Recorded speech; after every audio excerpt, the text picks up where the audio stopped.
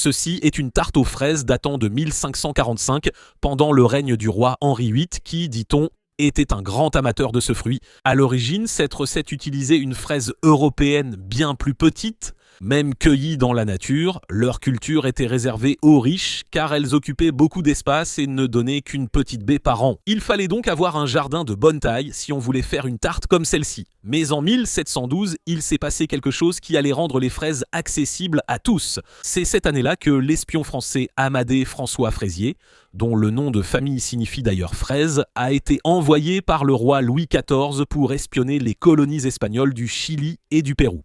Là-bas, les peuples Picanche et Mapuche du Chili lui ont fait découvrir leurs fraises.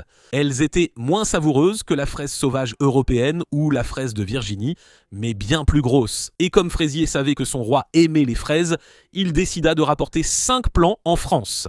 Malheureusement, il n'a rapporté que des plants femelles, donc les fraises qui ont poussé étaient un peu petites et un peu difformes. Ce n'est que 50 ans plus tard qu'un jeune jardinier, Antoine-Nicole Nicolas Duchesne, remarqua que de belles grosses fraises poussaient lorsque la fraise chilienne était plantée près d'une autre variété. Il a été le premier à comprendre la relation entre plants mâles et femelles, puis a travaillé durant des décennies à rendre ces fraises plus rouges et savoureuses. Le produit final fut la Fragaria ananassa ou fraise ananas, ainsi nommée parce que, je cite, « le parfum du fruit ressemble beaucoup à celui de l'ananas ». Cette fraise est l'ancêtre de la plupart des grosses variétés modernes, dont celle des supermarchés, et c'est celle que j'ai utilisée.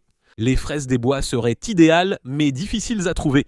Même avec les fraises modernes, la garniture façon crème pâtissière regorge de saveurs de fraises.